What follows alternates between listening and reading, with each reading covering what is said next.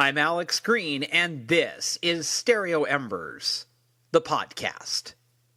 Check this out.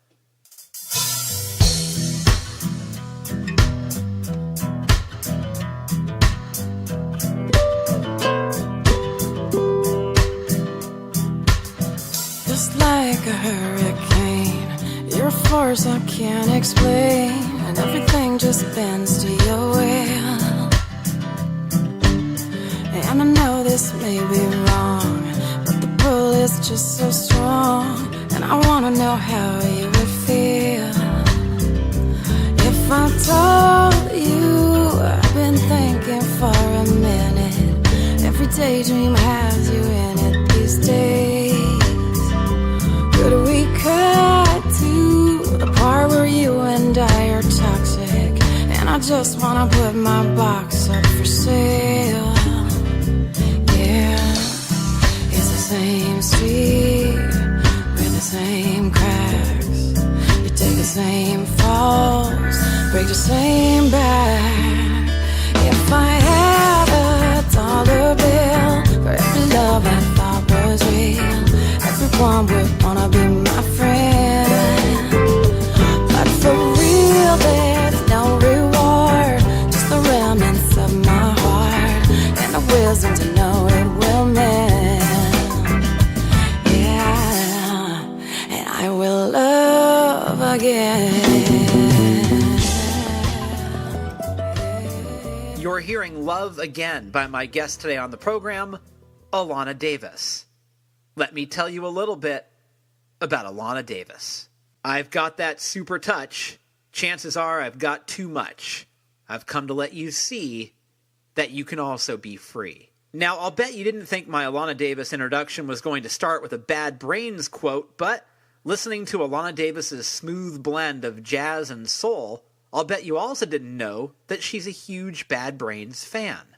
Born in Greenwich Village, Davis's mother was a hippie, and her father was the hard bebop piano-playing legend Walter Davis Jr., a musician who played with Charlie Parker and Dizzy Gillespie.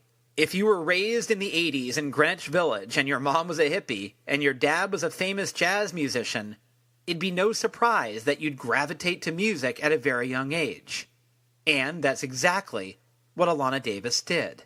Although she always sang, her first instrument was the bass guitar, and by 11 she had fallen in love with bands like Steel Pulse and 24/7 Spies. By 12, she fake ID'd it and became a regular at hardcore shows at CBGB's. Now, she was 12, and she got in every single time.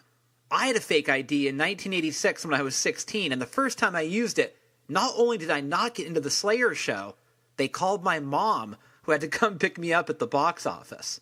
When we got into the car, she said, "You think you look 18? Look at these guys." She was pointing at all these long-haired, bearded Slayer fans smoking on the curb. "You look nothing like these guys," my mom said. "They've already gone through puberty. They're probably already sleeping with girls." I don't remember if I was grounded, but I do remember it was a very long drive home. But back to our story. So, Alana Davis loved hardcore, and she really loved Bad Brains. The energy, the truth, and the spirit of the music was a life-affirming element in an otherwise confusing world. Now, what wasn't confusing for Davis was Greenwich Village. The bohemian capital was a haven for outsiders, the birthplace of the Beat Generation, and a refuge for counterculture movements.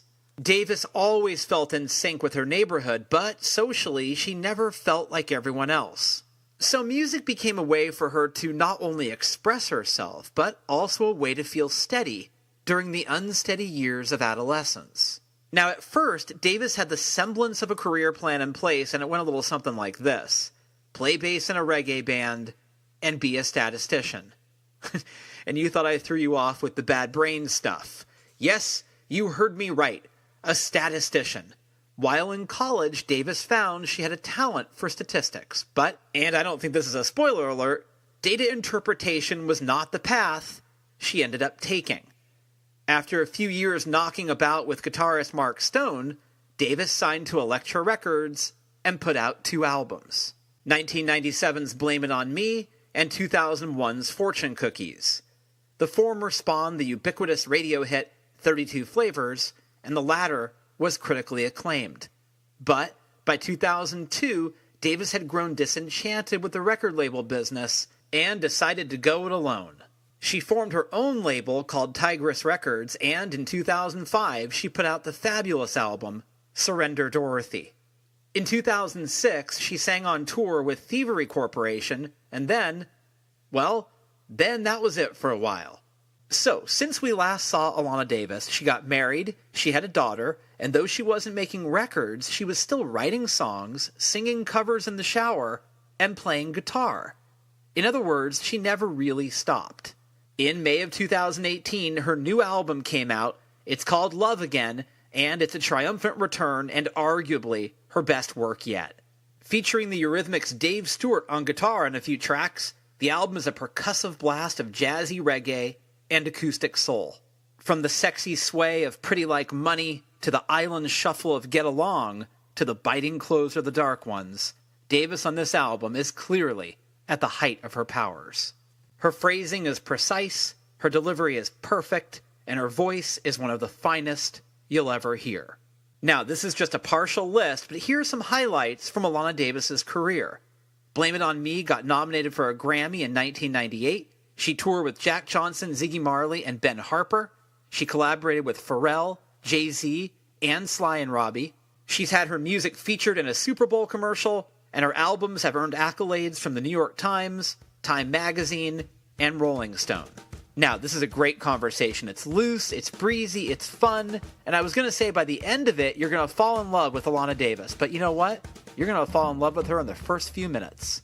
Enjoy this conversation with me and Alana Davis, right here on Stereo Embers, the podcast.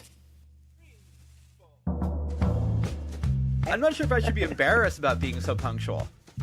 Oh, I love it. No, I already had my headphones in, man. I'm on point. I'm ready. I'm punctual, too. It's all right. Do you think that the late guy is kind of like the cool guy, though? Or is he a jerk?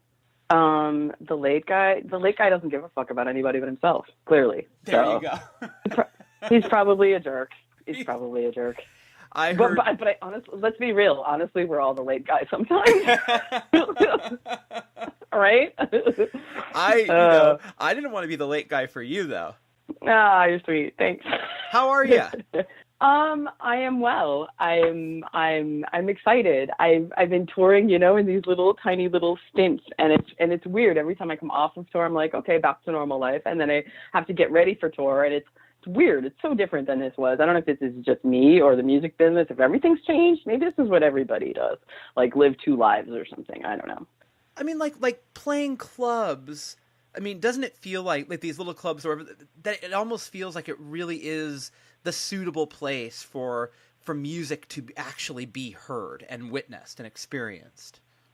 I agree. Oh, completely. As long as they're not scraping force across the plates and stuff. But yeah, I agree. And it's funny. It's really funny. I played some shows that were, massive, where you couldn't even make out the person's face in the front row because they were, 20 feet behind a barricade and all this crazy stuff. And there's nothing intimate about that at all. And for the way I write songs, it's like, I need to look in your eyes. I should be playing for small rooms of people because I write all my songs in a small house. So it's like, I don't really get that level with that stuff. I really get it.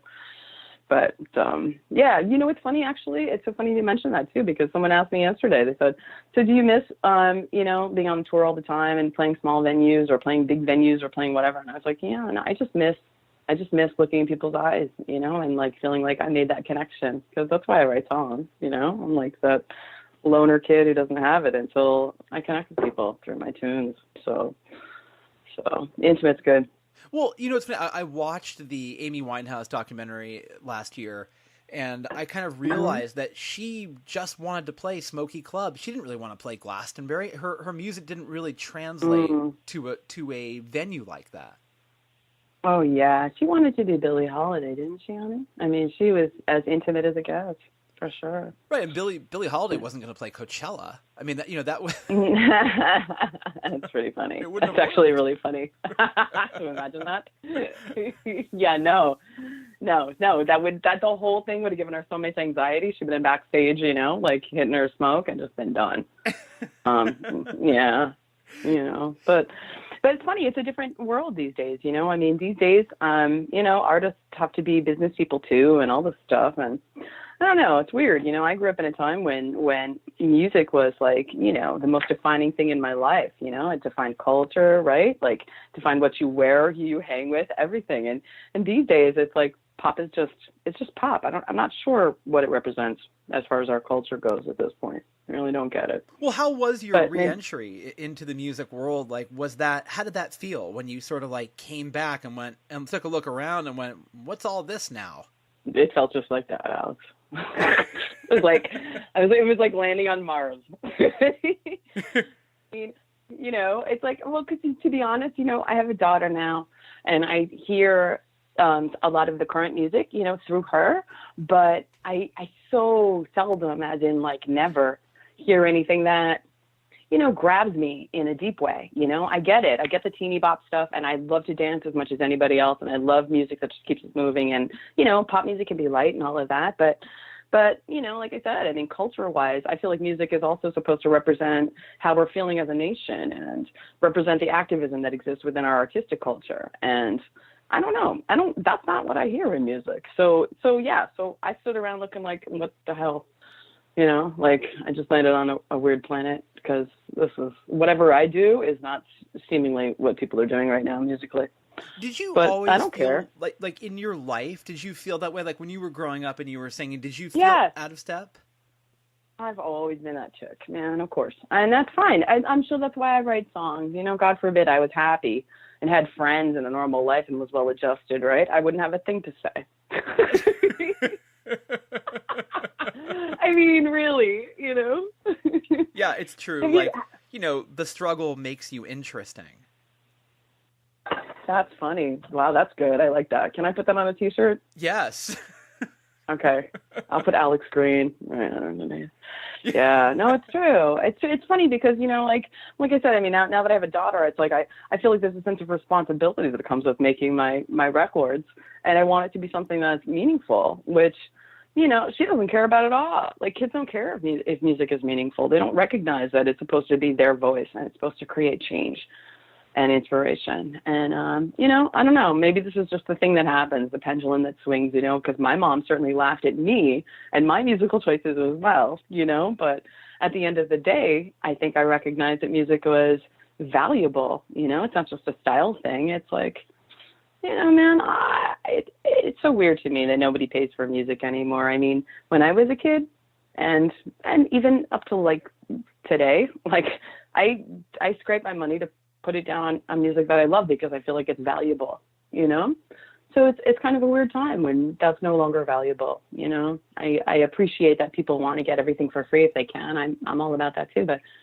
I don't know. It makes me a little sad. So I feel a little out of place having re-entered to the strange stratosphere, but I like my record, and I feel like for the people that want to hear it, I'm here. I'm always here for them, and that's it. It's not for everybody. It's never been for everybody. That's okay. Well, I mean, part of the problem is that music is now sort of like a public water fountain where you can get it on tap, right? And so it doesn't feel valuable until you can't get it anymore. Right. That's interesting. Yeah, it's everywhere. It's accessible. It's so accessible. You don't have to try to get it. So maybe, it maybe does kind of devalue it a little bit, huh? Yeah, I mean, like everyone tells you, like, oh, there's a drought, but you go to Safeway and there's 15 different kinds of water you can buy, and you're like, what drought? But as soon as you can't get that, right, then it becomes more valuable. Yeah, it's true. Well, and that's how I felt. The last years I've kind of been traveling a little bit, and I don't know, everywhere you go outside of America, people have to work a little harder to get the same freedoms that we have here. And you start to appreciate things like, live music or, fresh vegetables or, I don't know. I think in some ways we kind of overwhelm ourselves with choices, Yeah. and therefore don't choose any, I just walked into a grocery store the other day, in fact, and I swear I went in for 3 things. I should have written them down because I walked in and I just looked at the shelves and I was like, oh my God, I was so overwhelmed. I walked out the goddamn store. I just walked out. I was like, I'll come back when I really need something. Like, this is ridiculous. Well, do you remember, because you and I both grew up in the 80s, and do you remember when you were a kid, it's like, go get pretzels, and there was one type of pretzel. Now there's like 45 different kinds of pretzels. You could never make the wrong choice. Now you can totally blow it. Yeah, no. Yeah, you could maybe you'd get the wrong shape of pretzel, but they were all the same. They all tasted exactly the same. I know. To be honest with you, just the other day I was super bummed because I asked my partner to get almond milk when, at the store. I'm like, it should be no big deal. And I was really specific. I was like, vanilla, sweetened, flavored, blah, blah. It's on sale, blah, blah, blah. No, brought the wrong one home. And I'm like so upset. I haven't drunk tea in 3 days. I'm like so tight. It's so stupid. Yeah. Talk about first world problems, right? I know. No, I know. It's exactly the thing. Now, let's talk a bit. I was curious to know the plan to enter the music industry the first time around, was that really the plan, or was there another plan that got disrupted? That's a really profound question, Alex. Deep. I never, it was not the plan. It was not the plan. How did you know that? You make me cry. No, seriously, how did you know that? I didn't know. I'm the most reluctant musician in the world. I'm so reluctant.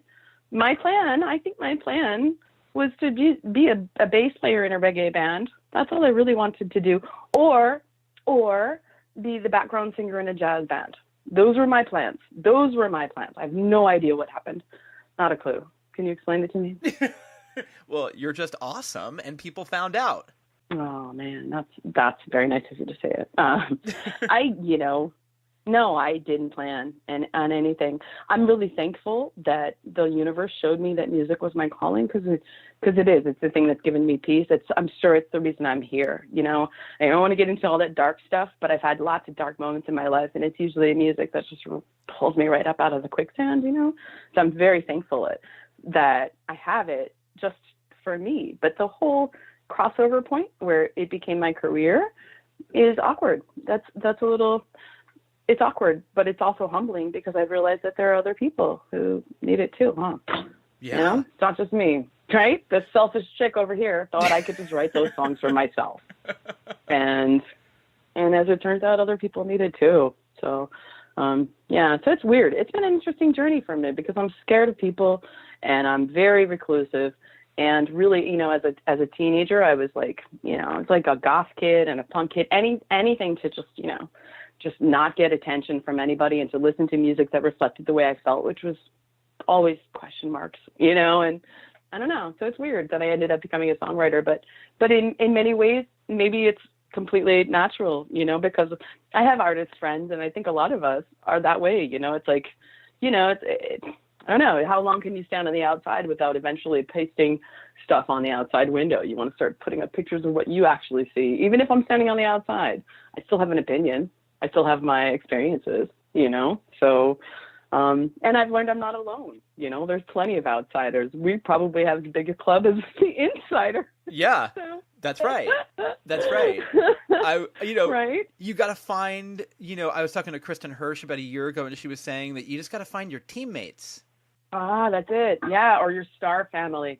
I've heard it called that as well. You know how you meet somebody or connect with somebody and it's like you've just known them forever. You don't even have to talk. You're just like, yep, sit next to me. You ingratiate my energy. We're people of the same cloth. And yeah, I think that connection is I think that's why I came back, honestly, into this industry, because it's so ironic. Industry is a word I can barely spell. And I have no idea, I don't really get it, this whole industry. But I know that I need to make music, and apparently there are people who need to hear music. So there's a synergy there without even needing a fucking industry. Fuck the industry. Fuck the industry. Well, before the industry, there were people making music and people listening to music, right? The industry comes after. I'm sure it's the third person, right? Well, we're the first two. art can exist without an industry. You better believe it. It always did. It always did. Money fucks up everything, man. As soon as somebody realized they could make $1 off of this shit, they started prostituting it. And it's unfortunate because then you have to search so much harder for the purity. You know, random places online. I search for that random music, you know, that nobody's playing on the radio, that is just going to speak to my heart or my soul or my moment or whatever. You know, the industry is, it's just on the side, you know, it's like, who cares? It's always there, but there's always music. There's always new music and new people putting out stuff to find. Thank God it's all out there. We can find it. And apparently now we don't even have to fucking pay for it. So That's right. That's right. You so can just there find we it. are. I went to my dad's house and I was cleaning out some stuff from my old bedroom, and I found some, because I'm a writer, and I found some of my old journals, and I thought, Of course you are. even like as like a 15 or 16-year-old, I had a voice. Like I could definitely see that it was me who was writing those. The humor was there, the voice was there. I just didn't know what to do with it. So I didn't know how to make it good. I didn't know how to use it. Did you, in terms of your voice, I mean, I'm sure you always knew you could sing. How did you first, or when I should say, did you first learn what to do with that voice? Oh, that's interesting. God, you ask such interesting questions.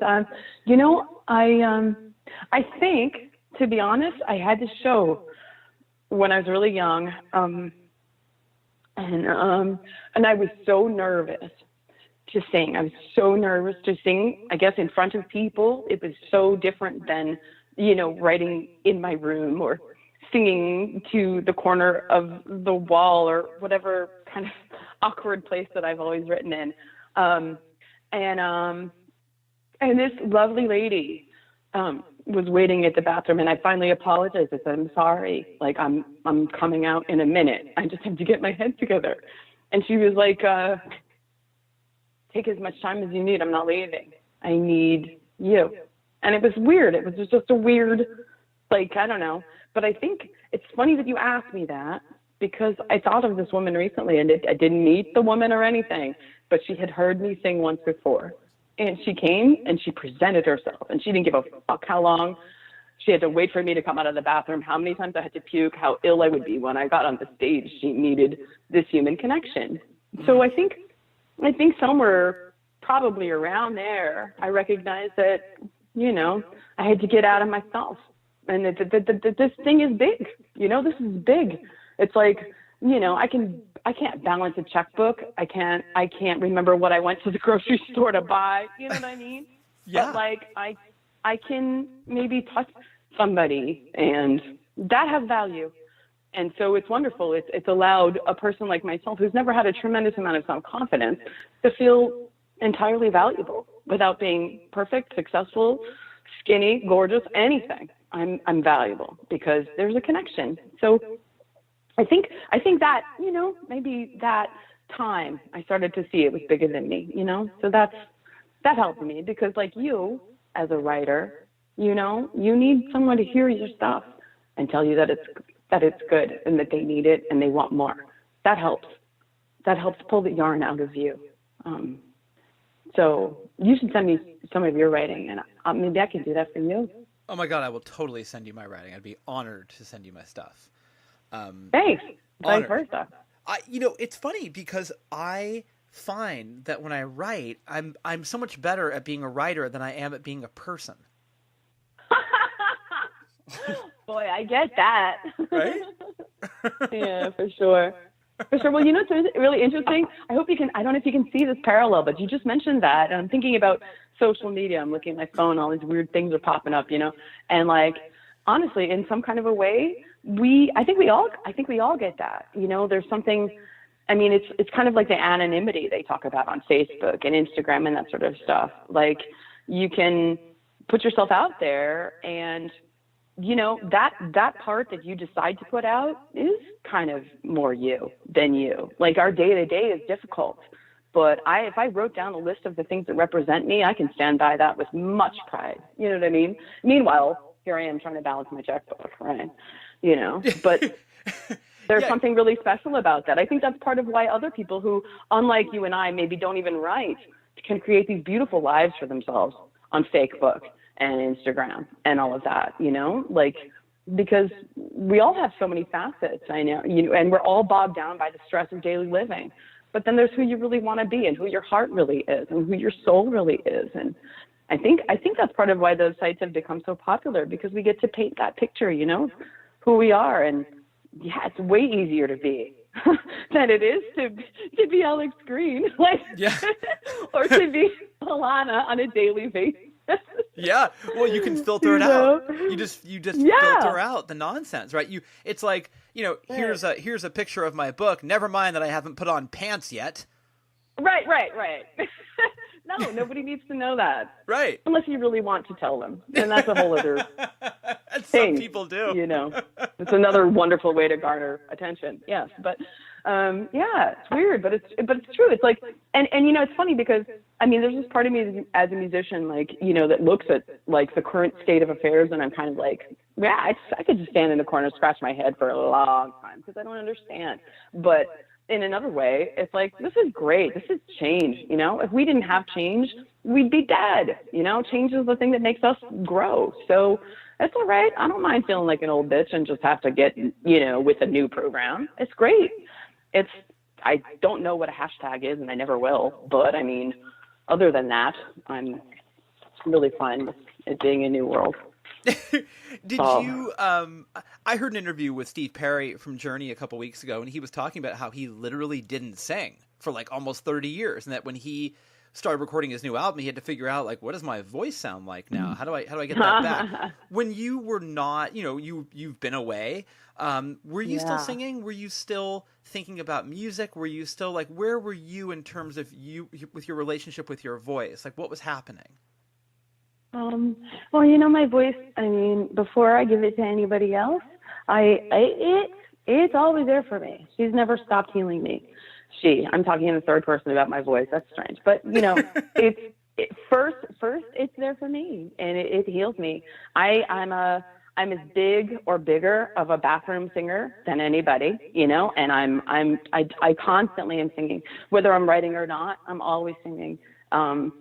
There's something really great about the vibration, you know, of the hum, just humming, and I feel it in the vibration. I can change. I can make it like slow vibration if I need to slow down. I can make it a hard vibration if I need to exert some energy and let off steam. And I don't know, I use it all the time.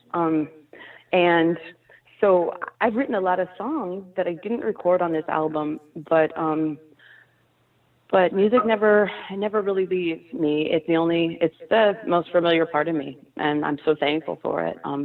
And as I said, selfish maybe for not sharing, because it's been a while, you know. This record I made this year was, I don't know, like 14 years, I think, since I made a record, which is ridiculous. You know, it's ridiculous.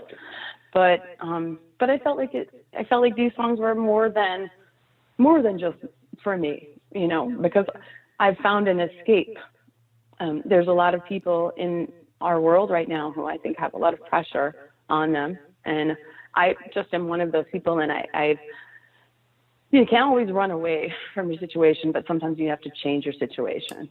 And I've gone to seek new perspectives so many different times. And I often return back to what I know, but I think those journeys are useful. And that's part of why this time I felt like I needed to actually record these songs, because there's a journey I took that I don't think everybody's able to take. But as humans, if I express my journey, you kind of get to take it, you know? And so then we all connect. And I needed that too, you know? I needed to come back and connect a little bit too. So yeah, so I always have music for me, and it's always just, you know, me in the corner and me in the bathroom. But sometimes you want to share it. Well, yeah, so I would love to be your neighbor and go, oh, she's singing again. Let's open the windows and listen. My neighbor always must have that. Yeah, that's always the case.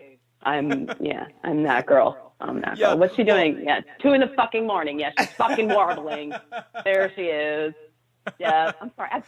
I'm cursing so much. Is that horrible? Is that really bad? No, listen, you can curse away. It'd be so funny if, like, in a couple of years, your neighbor puts out a box set called The Bathroom Tapes. He's just been taping you all this time. Oh my God. That'd be great. I hope it sells, and I hope it gives me a cut. You know what I mean? Probably some good shit. The shower Probably sessions. some good stuff. Yeah. You know what's funny? In the shower and around the house is when I always sing the cover songs. People ask me to sing, but I'll never sing. You know, like, why don't you ever sing Aretha Franklin? I'm like, because it's Aretha Franklin. But in my shower, chang, chang, chang, boom, boom, boom. I mean, I get it. It's wonderful. But we all do that. We all need that. It's music. It's why it's so healing, you know? Anybody can do it. This is magic. I've been out there searching for someone to love me like you do. I have to face it, there's no replacement, so I keep coming back to you. I could keep wandering out in the dark, but my happiness seems so far. But everything has an ebb and has a flow. You move me like a tide, that's all I know. Some people are most content, always moving on to something new. But I have to face it, there's no replacement, so I keep coming back to you.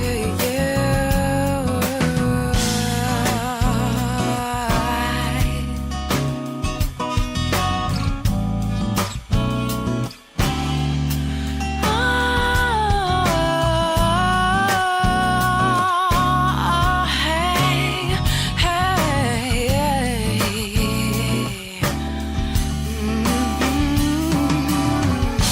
Sometimes I think that I just fool myself, thinking I can't get by with someone else. But you are the only one who lifts me up. I'd put out the moon and sun to feel your love.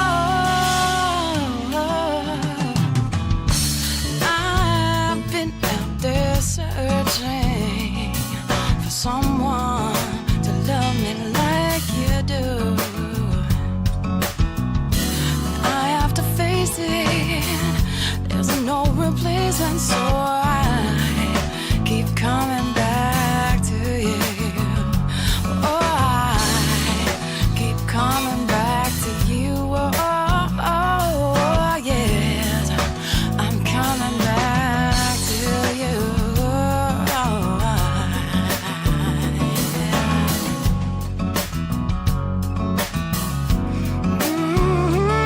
I'm coming back for you.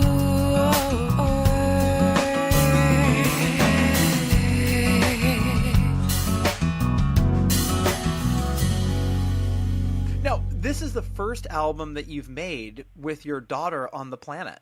So, right? Was that, Yeah. were you aware of, like, oh, that's a valuable pair of ears? Were you thinking about how she might hear the music, or would that just be too in your head?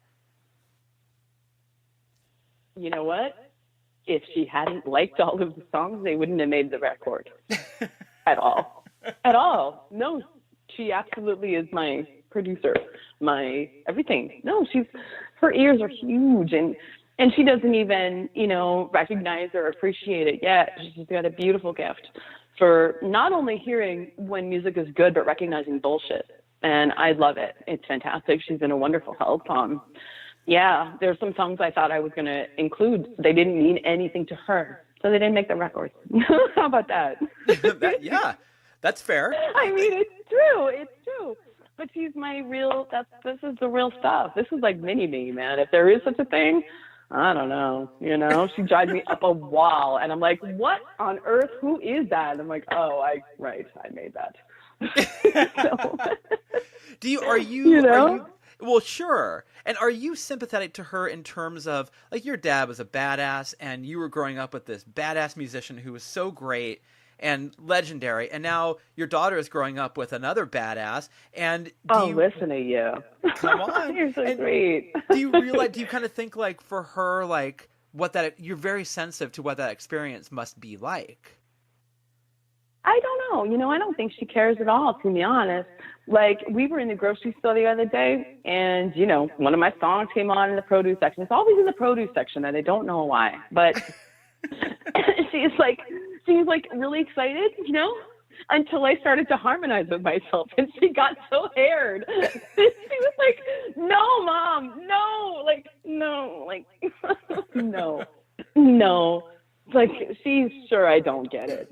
You know what I mean? Like, I think in a few years, maybe, hopefully, the way that I did, maybe she'll start to connect.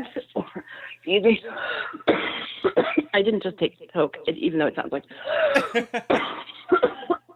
that was just spit. But she doesn't. I don't think she really gets it or cares. Honestly, she doesn't give a shit. I am as uncool as any other parent has ever been. You know, growing up in Greenwich Village, that is where you grew up. Is that correct? Oh, yeah. Mm-hmm.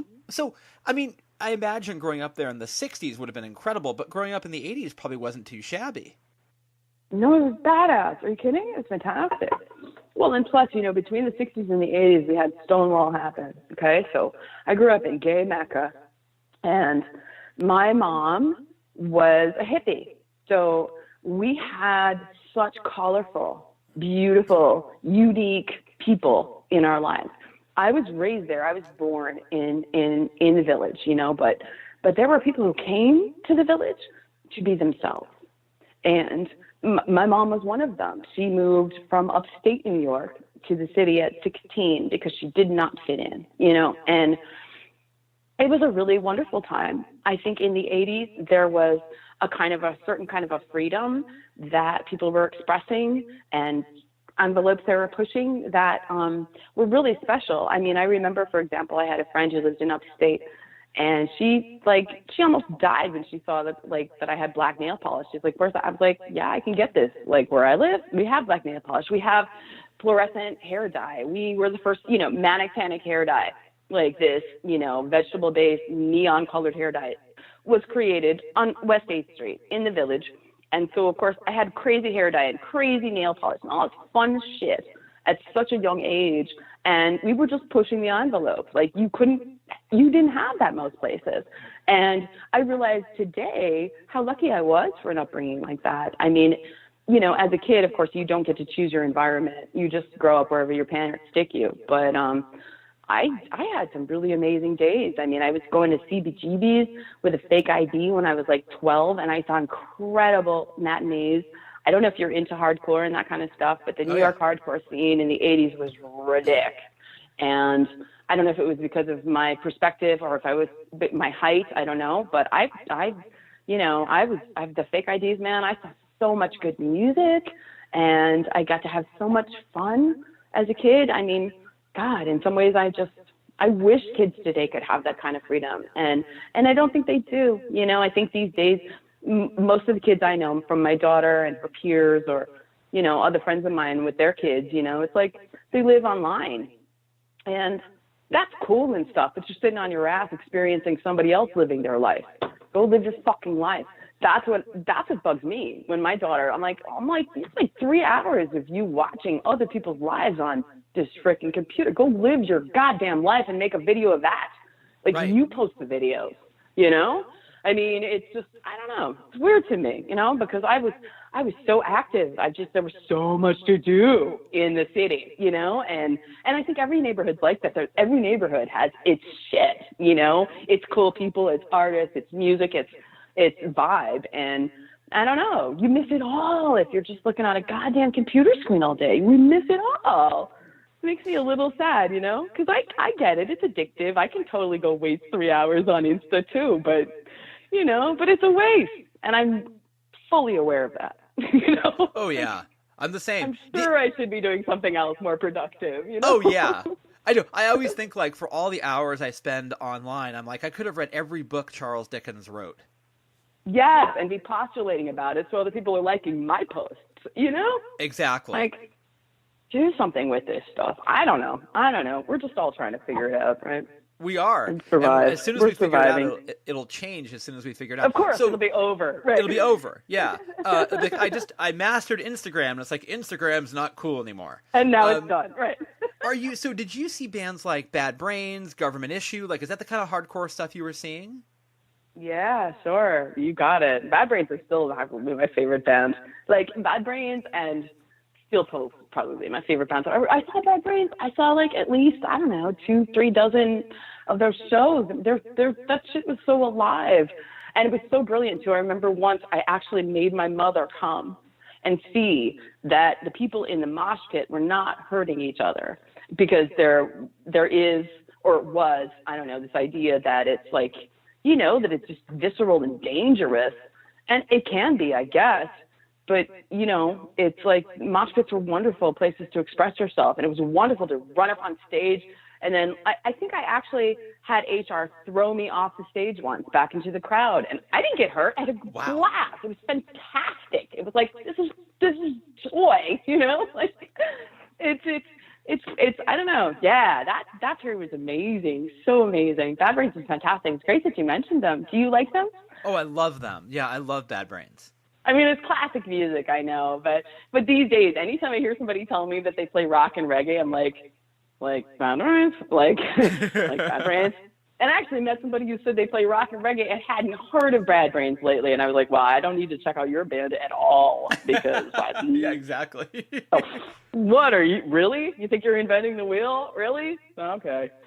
Good luck with that. But yeah. But you know what's funny? Honestly, I know, I hate to sound like just that, you know, old chick or something, but like, because I know there's amazing music out there right now, but like, I don't find it that much. I want it, I search, you know, and I want to hear it, and I want to be a part of a scene. I want that culture. Like, where the hell is the new Bad Brains, man? Where is it? Because I want to go to that show and run up on the stage and get thrown off. Like, where's that show? I know. It's weird because there's so much of it now that it's almost impossible to find, which is a paradox. I don't know if it's, yeah, but is it all good? Because I mean, you know, what's funny is that a lot of the music in the hardcore era, or in hardcore, the genre in general, a lot of it's screamy and loud. Maybe you don't always catch the lyrics. Sometimes you have to read it on the inside of the record or whatever. But like, it was mostly positive. All the music I ever listened to as a kid was positive, even if it sounded like rah, rah, rah. Like, the message was to find your peace and be yourself. And I don't know if I sense the message as much. I think that's what I miss when I listen to current hardcore and hard rock. Like, there's this band called Downset, actually, that has a version of a Bad Brains tune, I think Shit Fit, which I love, and I love how they play it. But you know what? I've checked some of their other tunes, and I'm like, I don't know, message-wise, like, it's positive, but I don't know. It's not, I don't know, man. I don't recognize that musicians realize how much power they have. They have so much power. You know? Right. They really do. You tell kids what to do, and they'll do it. It's so true. And I think, you know, with Bad Brains, HR was coming from a very specific place. Absolutely. Yeah, absolutely. Well, of course, their music was so inspired. I mean, they were like a jazz funk band until they found Rastafari. And when something wakes you up, whether you acknowledge or care about Rastafari or not, you have to appreciate that these people are inspired, and that's why they're giving you this music. Like, you know, inspiration is magical. It's contagious. You know, it's powerful stuff, man. Powerful. What was it about hardcore that really spoke to you? Because for me, I liked the velocity. You know, I was maybe like I discovered it in like 85, 86. I'm 15, 16 years old. I'm a couple years older than you. And for me, it was like the sheer muscle and velocity. Energy. Energy, yeah. Yeah, for me too. I have to say, musically, the bands I got into the most, like I would repeat and go to see that specific band, I was always more pocket-oriented, like, you know, with Bad Brains, or like 24/7 Spies, or like Faith, or like ones that always had a little reggae or a little some kind of like, you know, not just rah, rah, rah, rah, like, you know, at some point I needed to break into the moss section or like chill or something like that. But in truth, these days, I think there's a lot of bands trying to do the stuff that they were doing in the 80s, you know, and I think the energy is what they're going after, you know, because that visceral energy is so fantastic. You lose 5 pounds in 5 minutes, you know, just bouncing around. It's like, the best, it's fantastic. And what kid doesn't need a release, I almost became a statistician. It's weird, I know, but math was always my best subject. And for a little while in college, I was like super duper into statistics, and I learned that adolescence is actually the hardest time in our life. It's proven, scientifically proven, that your teen years are the hardest. Forget the 27 thing. It's hard to get through that year, I know. A lot of people die 27, 28, but adolescence is incredibly challenging. And I think a place to go and burn off steam and scream your head off and dance and be crazy, probably really healthy, because I'm okay. I like life. My life hasn't been easy, but I think those moments here and there, whether it was the hardcore shows or frankly last night when my period came and I made a mess and I was like, fuck, and I'm like, this makes me feel so good. Like, I think we're supposed to let that shit out sometimes, man. Otherwise, look at what happens. Look how many shootings we've had this year in this beautiful country. What the hell is going on? Those fuckers need to go to a show and just like mosh. Don't you think? Oh, I couldn't agree more. Well, and that's part of what I got from Bad Brains. Remember one of the PMA, the positive mental attitude. It's like my mom rolled her eyes because all she hears is rah, rah, rah, rah, rah. She doesn't recognize that this guy's telling me just shit hard, keep it focused, be positive, let it out, and move forward. Like we need that. We need to move on. We need to be happy. Like life is just it's a gift, and then it's over. What the fuck? We take it so seriously. Why do we take it so seriously? It is, isn't it? I mean, I'm as guilty of that as anybody else, but then every now and then I recognize that I'm wasting my time on something I can't control, and I'm like, oh my God, you dumb twit. Go have fun. Like, just go do something fun, How did like the spirit of hardcore, how did that show up in your own music? I don't know. It's interesting. I don't know. I mean, on a musical level, it's in there probably because I argue with any producer I've ever worked with, and I'm like, yeah, no, here's how I hear it. But then in some ways, I think it's really just like the positive mental attitude. For me, like, I just want to be myself. If I'm going to bother making a record, what's the point of you telling me how you want to do it? Like, let's do that on your record. Like, I mean, this is supposed to be some little tiny capsule of Alana Davis crap. So, like, let Alana Davis, like, work it out. On this record, I played all the bass. Isn't that crazy? I love that. As I told you, I wanted to be a bass player. That's all I wanted to ever do, right? Be a bassy in a frickin' reggae band. So, finally, on this record, I was like, you know what? I'm just going to play the goddamn bass lines myself. And I had so much fun doing it. Actually, there's 2 songs where I didn't play the bass, but I had a blast with that. And I don't know. I think it's an attitude, like you have it as well, don't you? Just be yourself. Oh, and if you can't do yourself, you go and write it in the corner, but you still have to be yourself. You have to do it somehow, I don't know. It makes me a little sad in some ways because I already see, like, my daughter trying to do like this or be like that. And I'm like, wow, such a waste of time. At some point, you're so lucky to find who you are. If you can be who you are, you're so far ahead of the game, I know. And sometimes finding that out is realizing who you aren't. It's like, I'm not like all these people. Yes. That's huge. Yes, that's a huge part of it, of course. Yeah, the process of elimination. Any way you can do it, please find yourself, That's right. Right. Yeah, and you know what? We always change, so you can find yourself and then change and be somebody different in a few years, but still, I mean, otherwise, what's the point? You know what I mean? Like, there's a ton of other people trying to do, whatever. Like, whatever is already being done is clearly not what we're supposed to do. It's just fucking obvious. No, otherwise we would just all be realtors.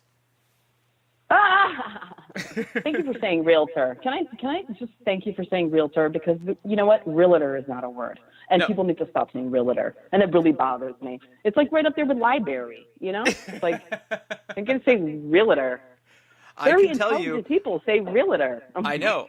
I am a native Californian. Not a word. My California brethren, they all think there's an A in that word. Right. And they're putting it in the wrong place. It's wrong. It's so it's like, can we also, while we're on the topic, what the hell is mischievous? Hello? Sorry. Also not a word. No, So there's true. an extra I in there. It's mischievous. Get it right. Come on. Here's another one for you. You know, prerogative is actually spelled prerogative. Prerogative. I did know that. I'm a grammar bitch. I did know that. I love it. Now, was the bass guitar your first instrument? Yeah, totally. Yeah. I got a bass. I forget how I got it, but I got it. It was cheap. Yeah, I got a bass at a pawn shop, and yeah, I loved it. Of course, because of those Bad Brain shows, and because of my Bob Marley records and my Steel Pulse records. All I wanted to do was go doo doo doo doo doo. But I wanted to have that power, because to me, that's the melody line. Like in any music to this day, the first thing I listen for is the bass. If the bass line's not happening, I don't even check for the lyric. Is that fucked up? But that's my reality. That's me. I'm all about the bass. That's the melody line to me. That means something. And part of why reggae has always been like kind of my favorite music, like melodically, because the bass runs the show. You know, like if there's not a good bass line, there's no song. They don't even bother to write the song without a good bass line. That's so true. Know? Yeah, it's true.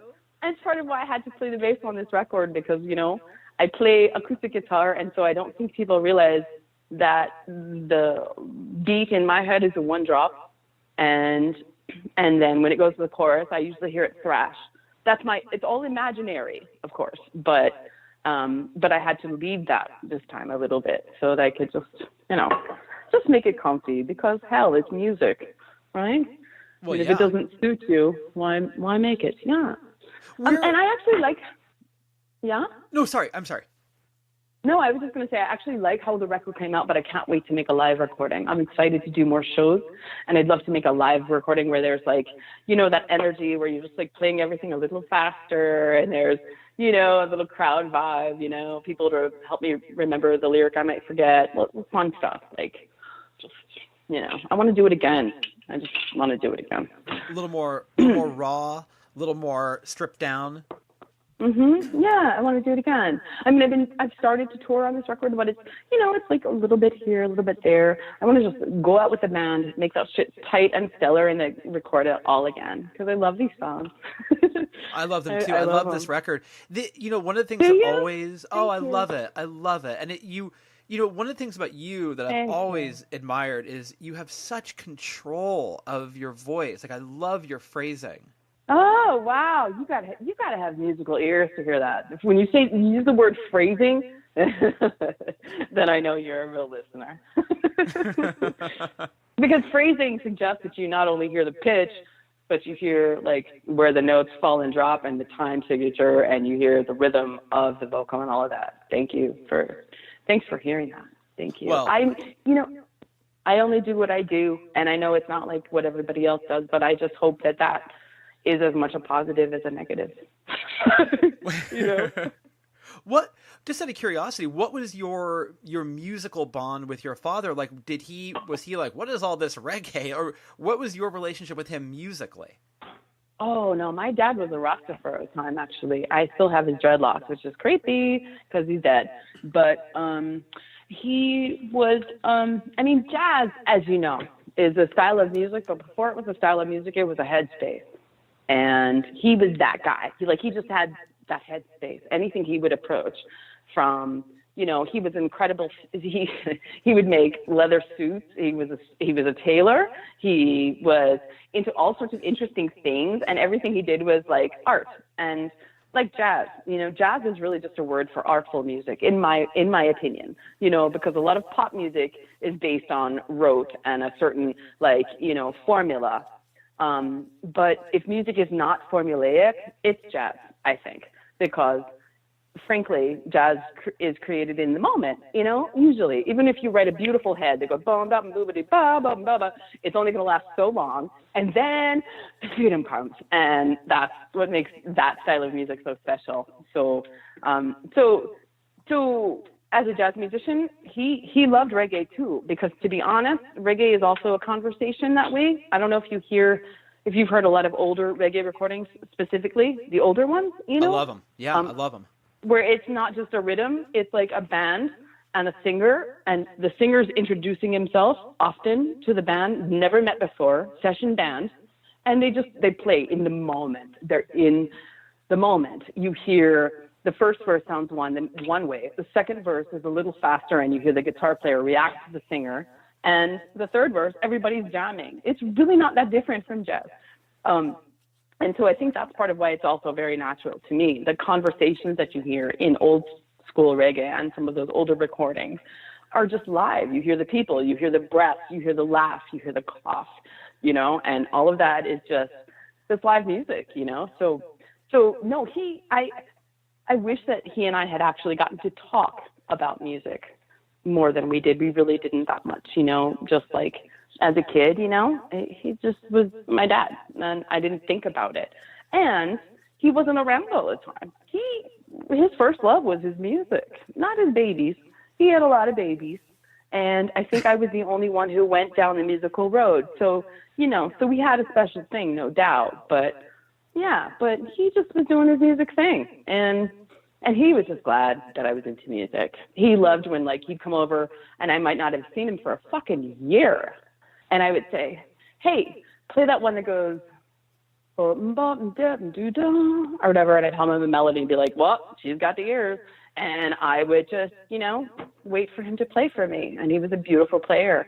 And that was our connection. It was really simple and non-judgmental, and I was just thankful. I was just thankful for music, you know, because it just saves my life every fucking day, but every single day. I'm very curious, like, being a statistician, like that dream was never fulfilled. But what was going on there? Well, it's the only subject I was any good at was math and science. I was pretty good at science, but ironically, even though you and I could go like to grammar wars, and I'm an incredibly sticklerish kind of bitch when it comes to the English language. I was horrible in English. I was horrible in social studies, every other subject. So by the time I went to college, I focused on the things I usually got A's on. So it was weird. My statistician teacher, he actually said to me once, Mr. Snedeker, and he's one of the most lovely teachers I've ever had. And he said to me, you know, Alana, you ace this test like you ace every test, but do you really see yourself being a statistician?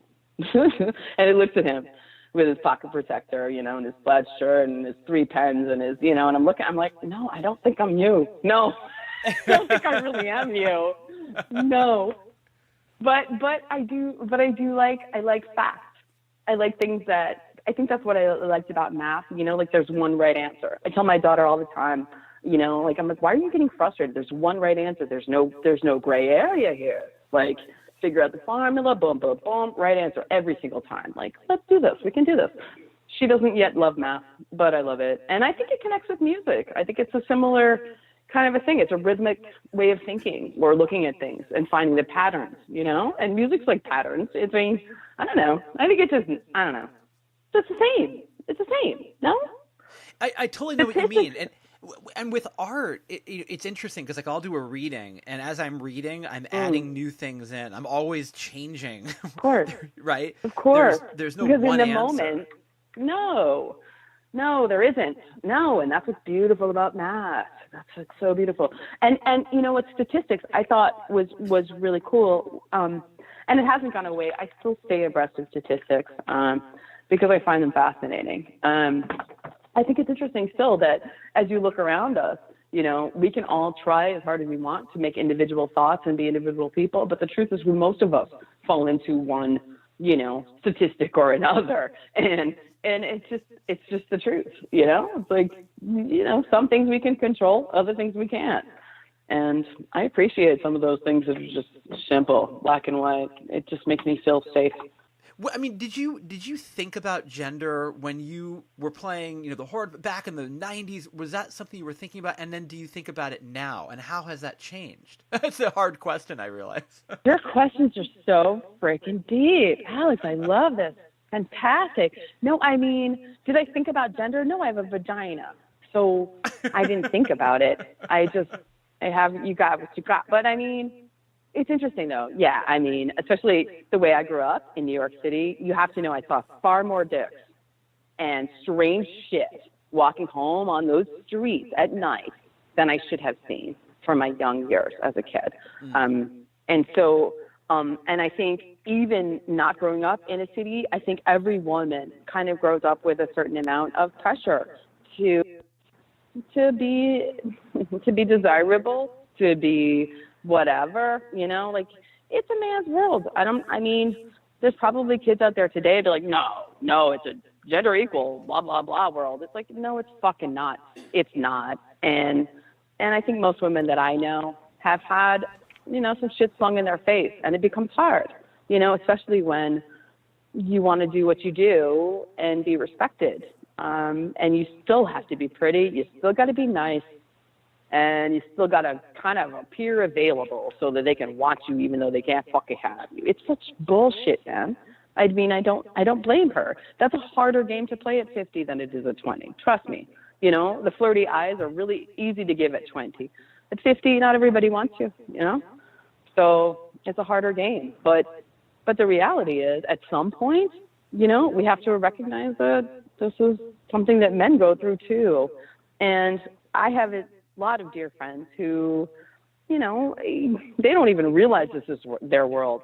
But then here I go talking about, oh no, a gray hair popped up, or oh no, my love handles, or oh no, and they're right there with me. They feel it too.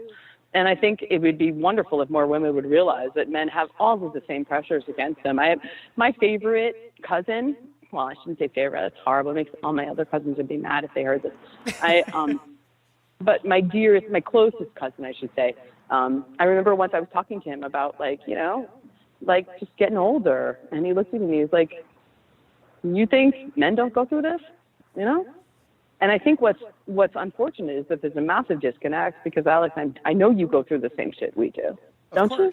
Of course. Of course you do. Yeah. We're famous for it, and we're the ones going to get Botox and fake this and fake that and suck this and all this bullshit. But the reality is, men go through it too, and we should all probably just be able to accept ourselves at some point, right? Love handles and all. Fuck it.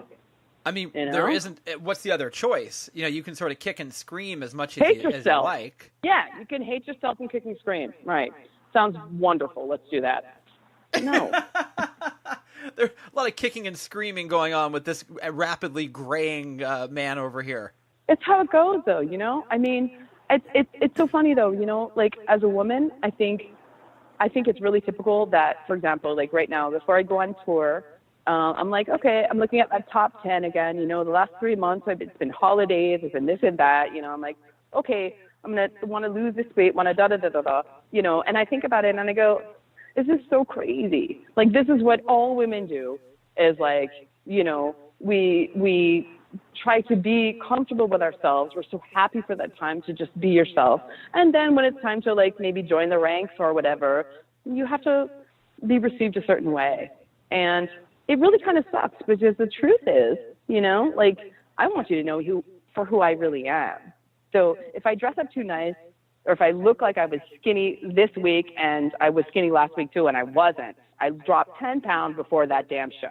You know, like, if we could just be real, I think chances are people would get more from one another, you know, recognize that we're all kind of the same, you know, like my cousin who's like, he's looking at me like, you want to lose 10 pounds. I'd like to get back the hair I fucking lost, you know, like, you know, I can lose that 10 pounds. He can't probably get back that hair. I don't know, you know, all I could do was hug him, you know, it's like, nobody's fucking perfect. No. Do we have to hate ourselves for it? Or can we just love ourselves for it? Love ourselves for the fact that we know everybody's just like us. Well, you know, the people, you know? The people that have sort of accepted those things and they don't really give a shit about them. Those people they have a confidence about them that is really beautiful. Beautiful. It's so beautiful. I'd like to think most of the time I'm that way, you know, but then there's other times I'm totally haired, you know. There's this lovely, I have some very, very, very cool friends, you know, some older than I, some younger than I, mostly older, but then I have a couple young friends, man, and every now and then I see them and I'm like, wow, you know, you just don't even appreciate how incredible you are, because they're so bogged down by the need to be perfect. And I'm like, you're already 24. You are perfect. Like, Yeah. that's as good as it gets. Like, what? Like, you're upset about that 10 pounds or something you'd like to lose, or, you know, like, that's gone in a week. Like, Jesus Christ, you can't fix stupid, right? That's what they say. You can't fix stupid. Maybe you can't fix ugly, but these days we can, you know? But anything else, everybody should enjoy their lives. I mean, Christ, look at the world. This shit could be gone in a day. We have a buffoon with access to the button. Ugh. I know, it freaks me out all the time. I think about and that. And I don't even want to go there. Ugh. I don't want to talk about politics at all. I don't talk about politics. But let's be real. Like, we're like, come on. This is like a weird time. This is a great time to just be yourself. Enjoy your fucking self. Because this too shall pass. You know? That's right. That's exactly right. And then we'll get back to work. Right now, be you, because you're amazing already. Like, look at the pinnacle. I have nothing to look up to right now. May as well be yourself. You know? Yeah, you should. Yeah, don't fight it. How is your relationship to playing live? Like, did that come back to you were you nervous? Did you still feel that kind of tension? No, now I'm painfully comfortable when I play live. Painfully. No, motherhood changed everything. I'm not scared of anything anymore. I don't vomit before shows. I don't even get nervous. I care. But I love it. I just love it. I think it's been long enough that I've been off of the road that I just love it. I want the eye contact, and I want the physical contact, and I want the requests, and I want the stories of how over these 20 years, you know, since the last time I saw you or whatever, like those stories, it's just, no, it's wonderful coming back. It's different. It's very different than it was, because I'm kind of an older bitch now, you know? And I think people look up to me in a way that's kind of funny, because my life is still a shambles, you know, but I'm old. So if people want to look to me and ask me for wisdom, I'll drop some kind of knowledge on them. I don't know if it's right or wrong, but I'm happy to drop it, you know? Statistician that I am. I can't even tell you how happy I am that you're back. It makes me so happy. I love your record so much. Oh my God, do you really? I do. Because I feel like 10 people have heard it, and I really love it. But I'm not really doing a fancy thing with the release of this record or anything. I'm kind of just like trying to just come. I'm just here. Yeah. I'm just here. Nothing fancy. I'm just here. I'm like, I heard it and I was like, when I talk to her, I'm going to tell her, don't go away again. You have to keep making records. Oh my God. Thank you so much. Thank you so much. That means so much. I really want to make more records, but I realize I realize that, you know, I guess music's not for no music is for everyone. And I think the way I started, you know, with Electra and stuff, I think the whole sort of pop framework that I was initially put in made me feel like my tunes couldn't just be my tunes, you know? And with the upbringing I come from, my tunes I'm not built like Taylor Swift. Do you know what I mean? Like I'm built, and that was not a diss, you know. I'm not really built to be a pop star until pop is like, you know, is like grunge meets reggae, you know. I don't know, but I mean, my stuff is, I don't know, my stuff is just my stuff. But I'm so thankful that I think there may be just a handful of people who are still happy to hear it. My God, I think more than a handful. Far more than a handful. For me, I put you up there with, like, you know, in terms of knowing who you are, you remind me of like Sade or Kate Bush, or in the sense that it's very clear that, to me, you're very in control of your artistic aesthetic. You know who you are. That's about the only thing I do know, Alex. Thank you.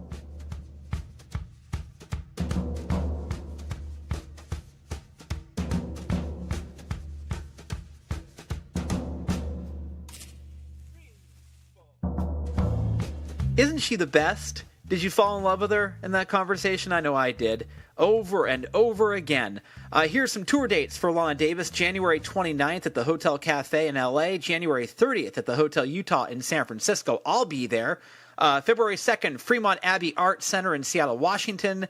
And February 4th at the White Eagle in Portland, Oregon.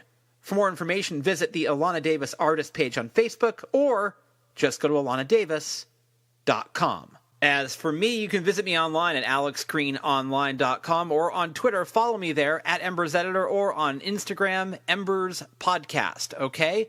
Now, if there's a guest you want me to book on the show, please email me, editor@stereoembersmagazine.com. Let me know who it is. No guest is too big or too small for me to pursue them with a microphone, okay?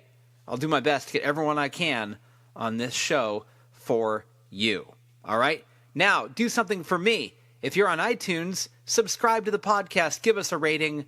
That kind of thing makes a huge difference. Okay? All right, no more begging. I'll leave it there. And I'm going to leave you with a new song by Alana Davis. This is What a Mess. Okay? Enjoy it. I'll see you next week for another episode of Stereo Embers, the podcast. Heard exclusively only here on Bombshell Radio. Do I do now? How do I fix this? What do I do now? What a mess this is.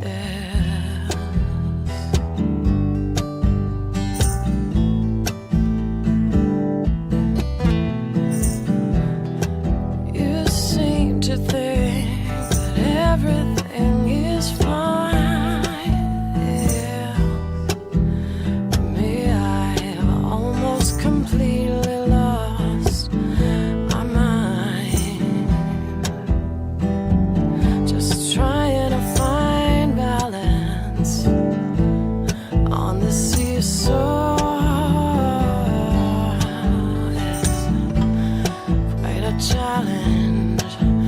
It's on me to change the plan. So darling, will you understand if I have to leave for a while? I might have to leave for a while, yeah. What do I do now? How do I fix this? What do I do? This is.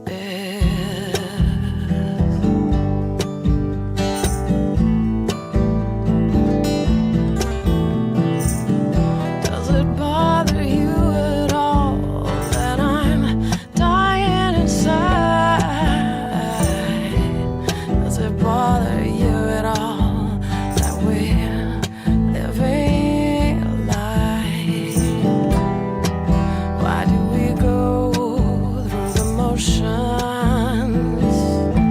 and all of these strange contortions? What do I do now? How do I fix this? What do I do now? What a mess this is.